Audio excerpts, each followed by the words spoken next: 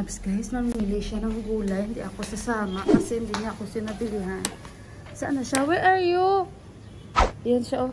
My loves, I'm here. For you, I will do everything. Gosh, I'm sorry.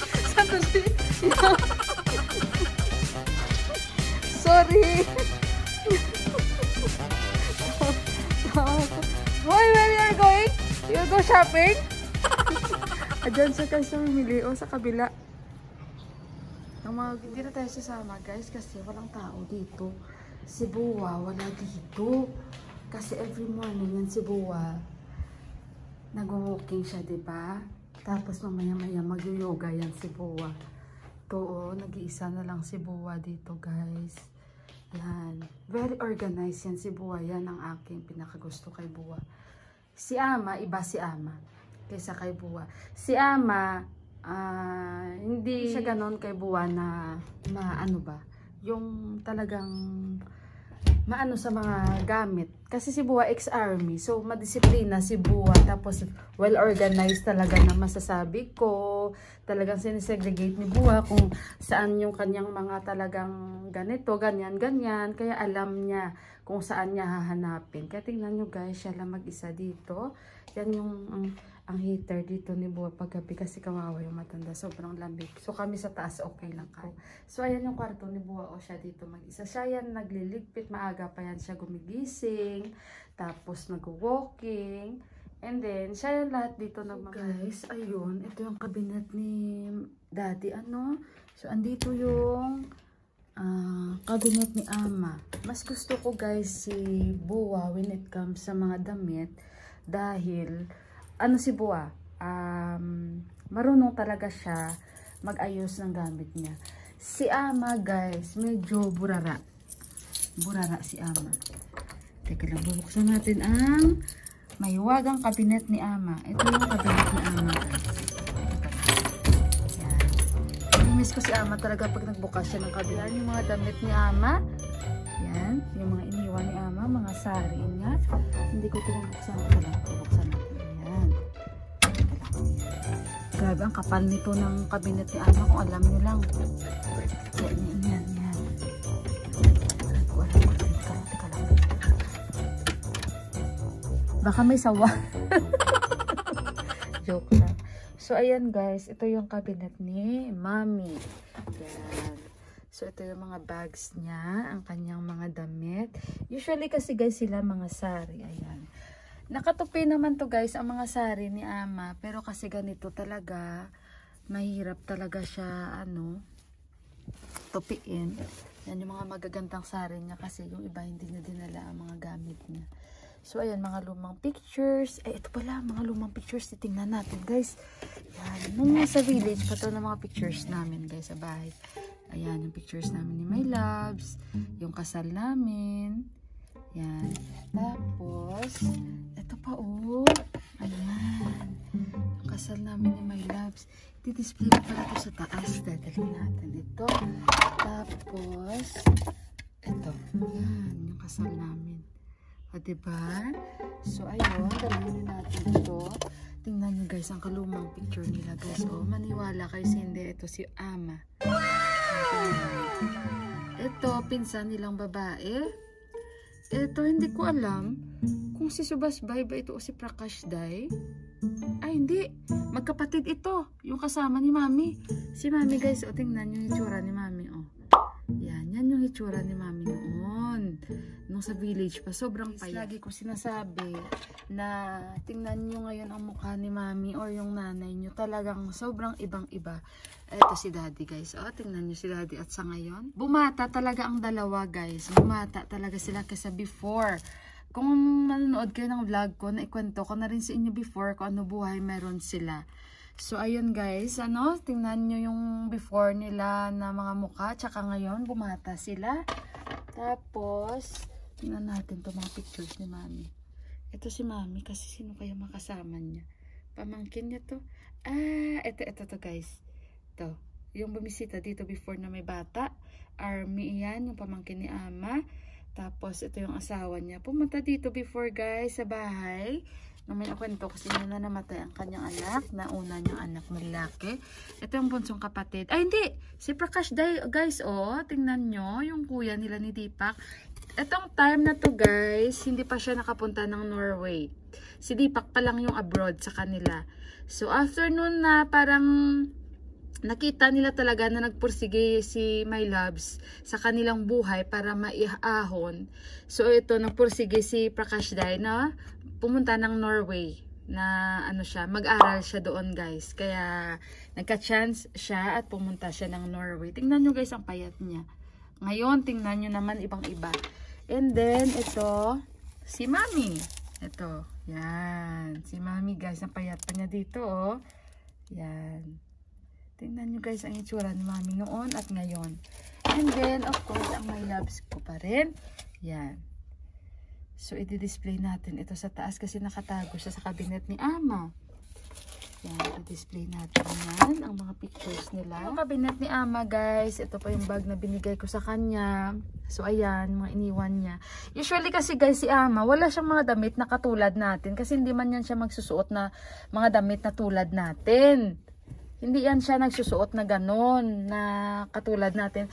Mostly ang sinusuot ni Mami, mga kurta, yung nakikita nyo sa mga suot-suot niya, yan ang suot ni Mami, guys. So, kaya wala kayong masyadong makikita. At syempre, yung mga iba niyang damit, andun sa Amerika. Saka hindi yan siya nagsusuot na katulad na damit natin na normal. Hindi. So, ganyan yung cabinet ni Ama. At saka yung drawer niya dito na parati niya binubuksan. Tsaka wala, yan lang. Yung kanyang mga damit-damit at mga resibo-resibo dyan kung ano. So, ayan, guys, na iniwan ni Ama. And then, wala. Yan lang yan. Compare nyo naman kay Buwa na talagang si Buwa is, kasi naman si Buwa at si Ama, iba ang kanilang style sa pagsuot ng damit. So, kaya yan, ang cabinet ni Ama. Nag-grade na tayo. Guys, ilak natin muna. Yan. So, kaya yan, yung cabinet ni Ama at itong cabinet ni Buwa. Kasi nga naman, yung syempre cabinet ni Buwa at ang mga damit ni Buwa iba naman kay Ama. So si Ama more on kurta, more on sari. So kaya ganyan ang mga damit ni Ama kung titingnan nyo. Pero pag siguro kung katulad natin, ano din naman siya, hindi siya burara. Kasi talagang maano si Ama sa loob ng bahay. Lalong-lalo si Buwa. So, ganun na yung difference nila, guys. Ganyan yung cabinet ni Ama at ito yung cabinet ni Buwa. Mas, si Buwa mas, siya sa mga damit niya. Yung bang marunong talagang mag-alaga. So, ayun, guys. Ang cabinet ni Ama at ni Buwa. A few moments later. Ayun, guys, si Buwa nag-yoga, ganyan siya. So, pinipigyan ko siya lemon tea. Nilalagay ko lang dyan. Teka lang. Daddy! Kasi Buwa.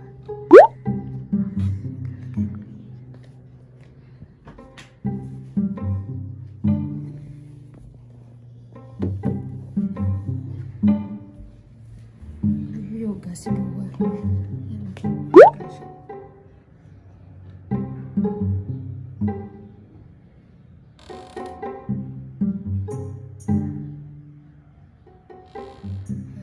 Kasi mamaya na tayo dyan babalik. Pinili na pala si My Loves ko. Paborito niya talaga yung pag nagluluto siya ng manok. Lalagyan niya ng labanos. Masarap naman. So siya yung magluluto. And ako yung baka. Meanwhile, So si Buwa na yung namiminyag dito sa mga tanim ni Ama. Ayan. Buwa. Siya na yung nag-replace kay Ama. Ayan si Buwa, guys. Napakasipag. Tapos sa taas, bibinyagan niya yan. Kasi sa sobrang lamig, ang mga halaman ni Ama, nagda-dry na siya. Noong isang araw, naminyag din ako dito. Ito, may hose na kami, na binili si My Love. In-order namin online. Nagamit na namin.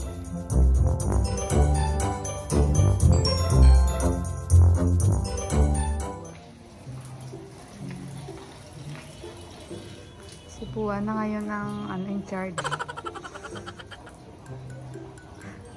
Sipag kaya't Buwa. Ayan, kita ni Ama yan.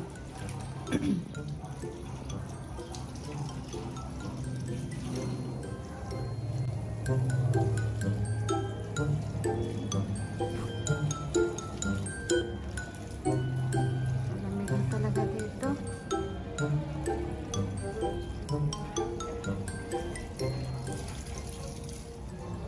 Nabilin kasi ni Ama na huwag pabayaan ang mga halaman. Eh, hindi namin yung papabayaan. Tingnan nyo, nagda-dry na yung mga halaman ni Ama. Sobrang lamig dito, guys. Ayan. Ay, sipag talaga ni Buwa. Sila yun ni My Love. Ang dilinis sa taas. Ay, Daddy. Meron kaming hose, pero ito kasi, ako bakit yan ito ang ginamit niya. Maglilinis yan sila sa taas mamaya. Parang kunti ng tubig. Ah, pinatay niya pala. Paani China, Daddy? Sabi, paani ali-ali? Sakyo. Ano? Pugyo. Pugyo. Tapos na daw dito pala sa taas na naman sa Mati. Paano sa Chinese? Mati. Mati boli. Buli. Bukas daw sa taas. So, ayun. Paano pugyo na? So, ayun. You! Pipe! Ayun, walang ano daw, mahirapan siya. Yung parang ano ba sa, dito? Yung parang bibig niya. Dito, yung parang ganito. Wala daw yun. Naintindihan ko naman si Buwa. Okay na yun, yun na yun. Hindi ko lang ma-explain. Basta yun na yun. So, ayun guys. Ako nakapagluto na din. At kakain na kami maya-maya. Pasok tayo. Guys, kanina pa ako dito. Nagbabantay ng ina-upload ko. 1 hour daw. Tsaka 5 minutes. Ngayon, tingnan nyo guys. Nagiging instead 1 hour siya. Nagpalit siya Nag 2 hours and 2 minutes. Oh my God. Sabi ko, ano ito? Parang ano din ito Imbis na mag-minus, nag-ano siya. Nag-a-add. So, ayun guys, nag-aantay pa din ako. Kanina pa ako nag-aantay dito. May best talaga na sobrang bagal ang internet dito sa Nepal. Tanggap ako ng order. Kasi pala, si My Loves, nag-order siya nito. Sabi niya, ito daw yung mga books niya. So, i-check natin kung ano ito. Ang kanyang in-order ng mga libro. Palabasa kasi yan siya. Yan. So, hindi ko rin maintindihan. Ito lang. Teka lang dito. Kasi nag-upload pala ako. Kasi may na yung net namin today, guys. I-check natin. Ano itong in-order, My Loves. Binayaran namin is 1,575. Yan. Books. Basta books ang nakalagay. Ay, parang set ito. Nepali man ito. Hindi ko maintindihan. Ayan. Tapos ito pa. Parang ang dami. Ayan Hindi ko maintindihan ito. Ay, set. Ay, hindi pala set. Ang dami niyang libro.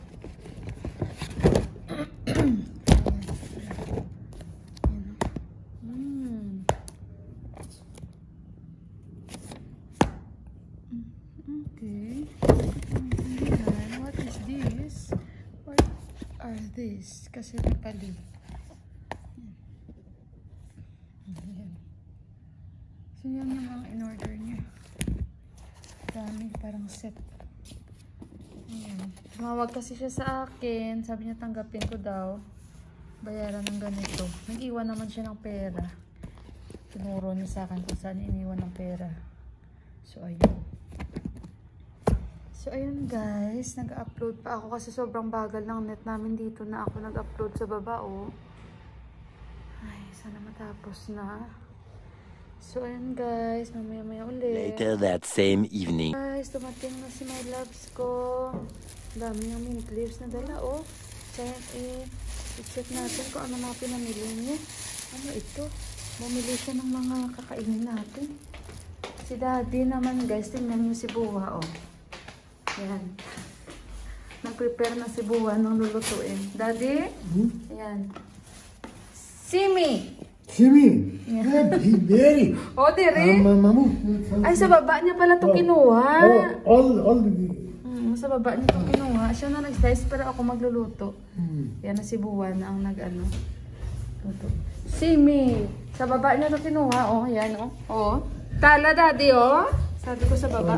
Oh. Yan, yan. Ako na magluluto. Tapos ito din sa baba din o. Yung sayote namin. Yan. So, ito. Daddy o, Dipak ba? Sabi ko si binili ni Dipak. Daddy o? Daddy! Si Daddy o? Cauliflower pala yung binili ni my loves ko o. Tsaka mint leaves. Ayos pa namin o. Wala talagang signal. Kanina pa guys.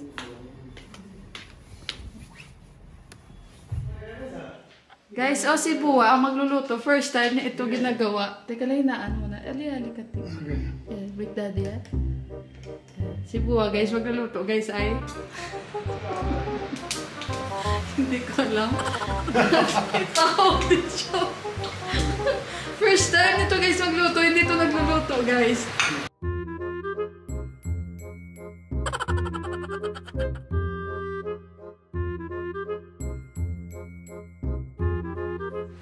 Diyos ko, kinakabahan ako kay Buwa. Ama, happy! Guys, hindi ko nagluluto. Ngayon, hindi ko alam ano guys ang kanyang naisip at nagluto siya. O, wala, Diyos ko, ang dami ko yan. Oh, Daddy, ah? Expert!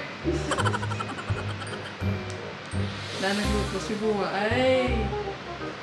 O, dyan. Ito na mga iniwan ni Buwa, guys, oh. Yan. Tapos nagawa na siya ng sarili niyang masala. Yan. Alo. Tapos, iskus. Ilagay na si Buwa.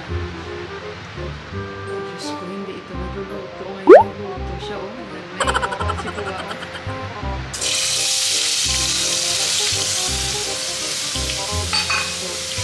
Daddy, you. Sabi ko ito. You.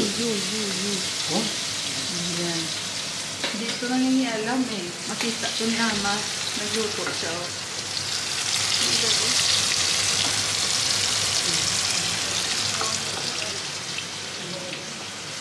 Sayaan natin si Buwa magluto. Kasi gusto niya magluto. Sayaan natin si Buwa. Kasi gusto niya magluto.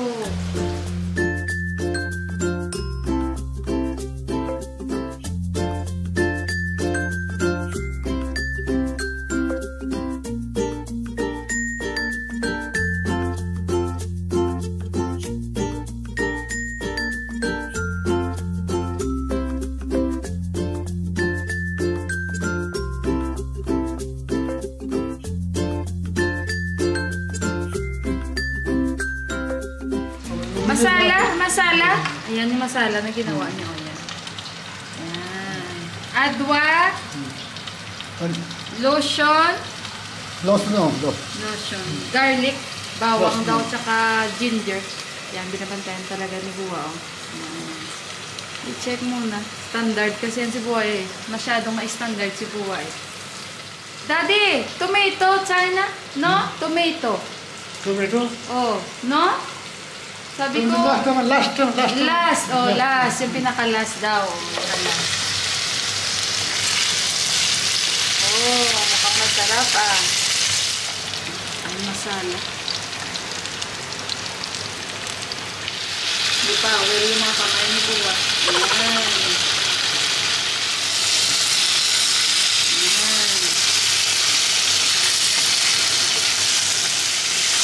Lagay niya na yung ginger and garlic. Lotion, adwa means ginger guys. Lotion means garlic. Tapos takpan ulit. Simi Tarkari ang pangalan ng niluto ni Daddy. Yan.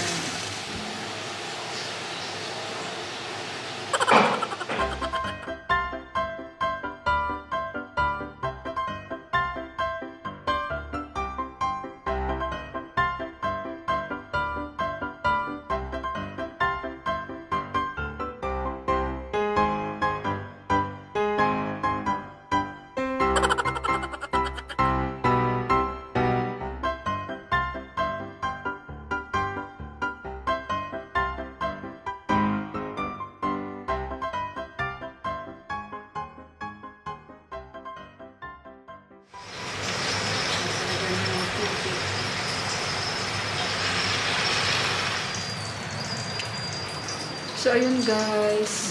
Teka lang, sobrang lamig today. Grabe. Mag-gloves ako guys kasi usually, pag winter, talagang gumagamit ako ng gloves. May dala sila from America. Pero, pag mainit ng tubig, kasi may heater kami, pag mainit naman, hindi na ako nagamit ng gloves. Gagamit ako kasi, mag-separate ako ng manok. Kasi bumili si Tita kung dami niyang binili manok. So, isa-separate ko. Kasi, nag-promise din ako kayo, bibituan ko siya ng manok. Pili muna tayo ng gam-gam na tubig. Mainit.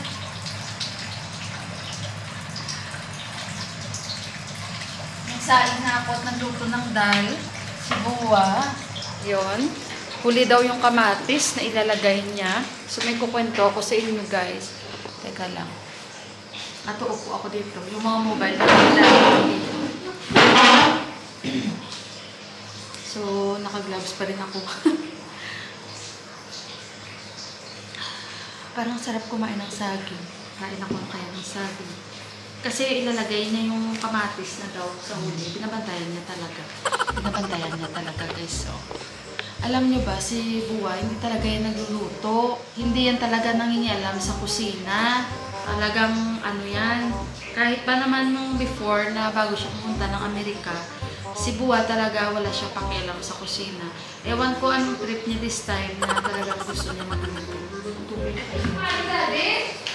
Pugyo. Tato. Yung tato. Makalimutin kasi si ano guys. Nakalimutan kasing aking father-in-law. So, kakainit ko lang ng tubig at initin niya ulit. Nakakatawa talaga ito minsan ng aking bilang na lalaki.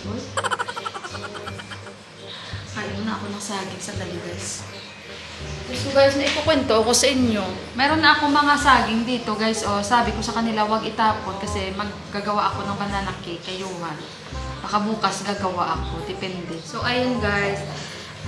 Ikukwento din ako sa inyo na may iniwan din si Ama sa mga pa-cash niya na iniwan. So mamaya bibilangin natin yung cash kung magkano yung iniwan ni Ama sa amin. Ano? Nintikman ni Buwa. Tapos yung pala ikukwento ko sa inyo. Yung 4 na beses guys, nilabasan ang aking bilang na lalaki. Nilabasan siya ng bato. 4 na beses yun. 4 na bato ang lumabas sa kanya. Kasi diba, kung naalala nyo sa vlog ko before, may nasabi ako sa inyo na si Daddy ay may bato at kailangan siyang operahan. Kasi nga may nakita, parang nasa, at yun ang mga lumabas guys, 4 talaga siya. 4 na piraso at 4 na beses talaga lumabas sa kanya. Nung unang ihi niya daw, nagulat siya. Dahil talagang may lumabas, ang laki daw ng bato guys. Siguro yun yung pinakamalaki nun sa 4 na yun. Tapos sunod-sunod na yung 3. At ayun, sobrang saya niya. Ipapakita ko sa inyo ang bato. Talagang tinago niya at pinakita niya sa amin that time. And then, masayang-masaya siya. Sabi niya, kung naalala niyo sa birthday ni Mandira, may video, diba? Grabe yung sayaw niya. Sabi niya daw, baka daw gawa nga ng sobrang sayaw niya, kaya nga lumabas yung mga bato. Sabi ko, hindi yun, kasi sa gamot. So, it means yung gamot, may resulta ba? Kumbaga, o diba, parang may peace of mind na siya, na hindi na siya operahan. Kasi sinasabi niya talaga na hindi ako magpapa-opera, sabi niya. So, nung lumabas yung bato na yun, 4 na beses, Diyos ko, wala pa si Ama dito. At lumabas, sabi ko, Diyos ko, para ako, alam mo yun, kinabahan na nung nasabi, may lumabas. Sabi ko, nung lumabas, yung pala, yung mga bato, lumabas sa kanya. So, ayan, at least may peace of mind na siya at masaya siya. Kasi yan ang binuhuri niya. Kasi sinabihan siya ng doktor, pag hindi ito na ano sa gamot, kailangan kang operahan. Kaya sinasabi niya, baka tanggalin daw yung kidney niya, kaya ayaw kong magpa-opera. So, salamat naman, thanks God, at lumabas yan. Ang 4 na bato sa kanya. 3 lang yung natago niya kasi yung isa, nagulat siya na dumiretso talaga sa butas doon nung umihi siya na nawala. Sabi niya, ang laki. So, ayun guys, isi-share ko sa inyo mamaya kasi baka mahirapan pa ako sa kanya mag-explain na saan yung bato mo. Baka hindi pa kami magkaintindihan, baka ibang bato pa ang ilalabas mo doon. So, antayin nyo lang at proud din siya na ipakita yung bato na lumabas.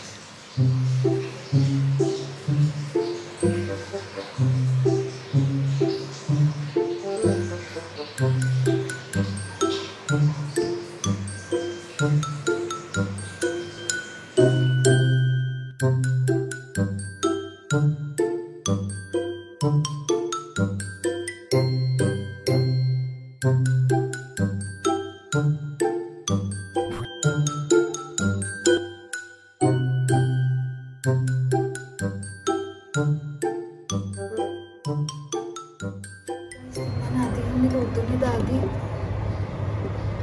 Ay, ito siya, oh. Tikman natin ito. Ito talaga sila magluto, guro. Try natin, guys. So, ayun, guys. Teka lang, usog tayo dito. Sensya na kayo, guys, kasi ang lamig. Titikman natin yung luto ni Buwa. Ito, guys, ang niluto niya kanina, kung naalala niyo, ang mga nilagay niya, patatas, sayote, tapos yung string beans, yung green beans, nilagay niya kamatis, sibuyas, tapos yung garlic, tsaka yung ginger, gumawa siya ng masala. So, titikman natin yung luto ni Buwa.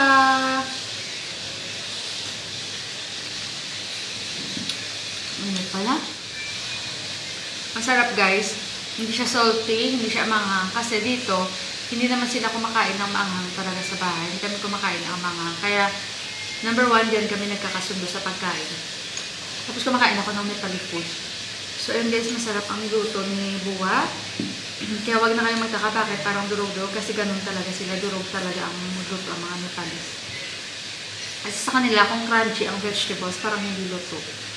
So, ayun guys, nagkutrito din ako ng manok para kayuhan. Kasi nga, dapat kagabi, nilutuan ko na siya fried chicken.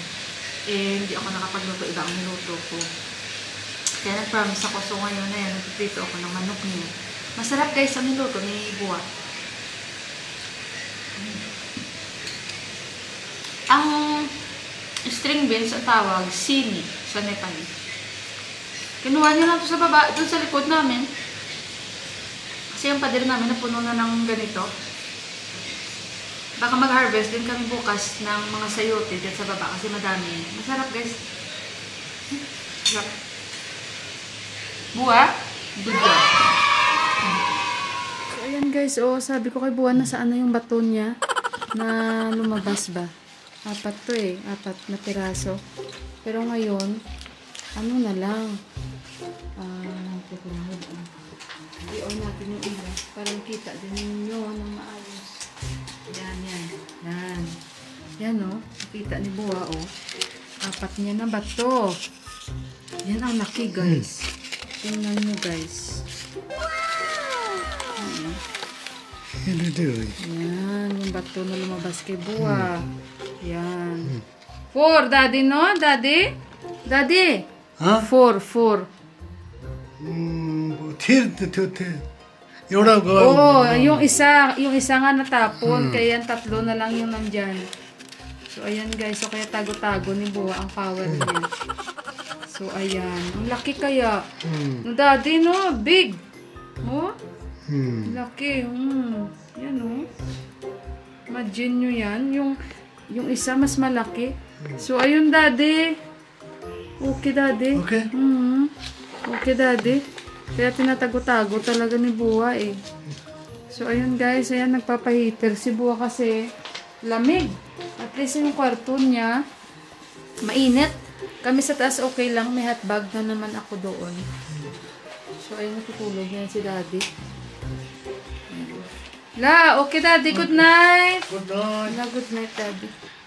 Ano na? Let's go up. Hello guys. Good evening. So, matutulog na kami. But before that, gusto ko sa inyo i-share yung patungkol doon sa may pa-cash gift si Ama sa amin guys. Tumawag actually siya at nagsabi siya na di pa meron akong mga notes doon sa cabinet and gamitin nyo ni Mila, pandagdag nyo pambili ng mga like sa pansahog at kung ano ang lulutuin namin sa araw-araw at yun ay makakatulong.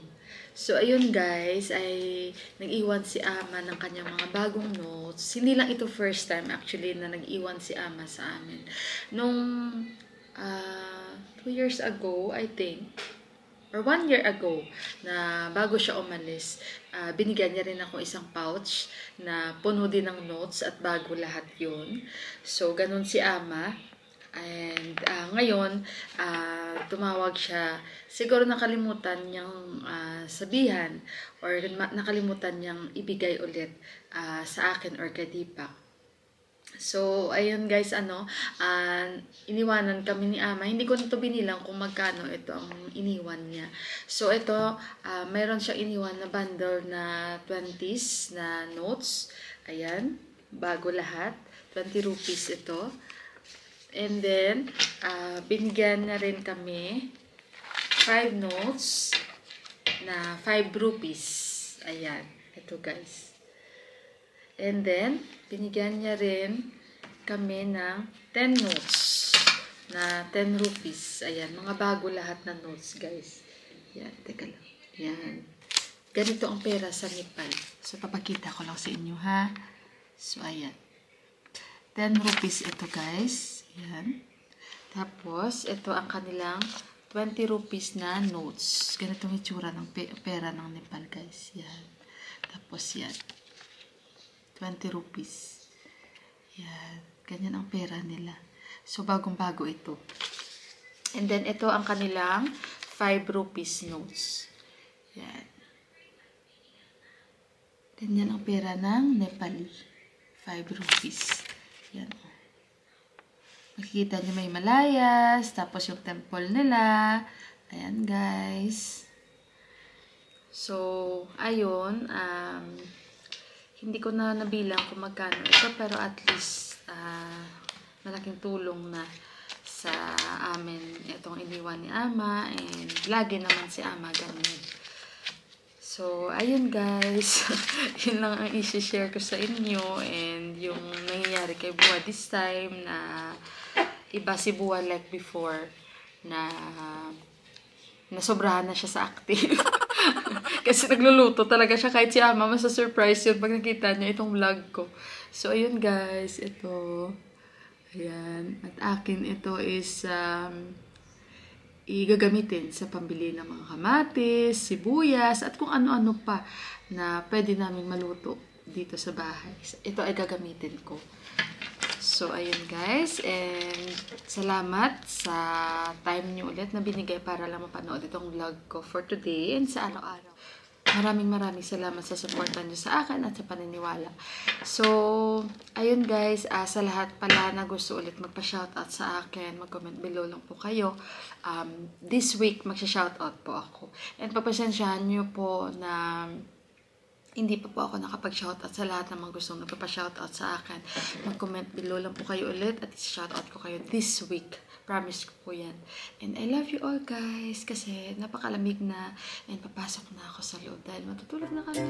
Hanggang dito na lang and good night. God bless us all and I love you. Bye-bye guys!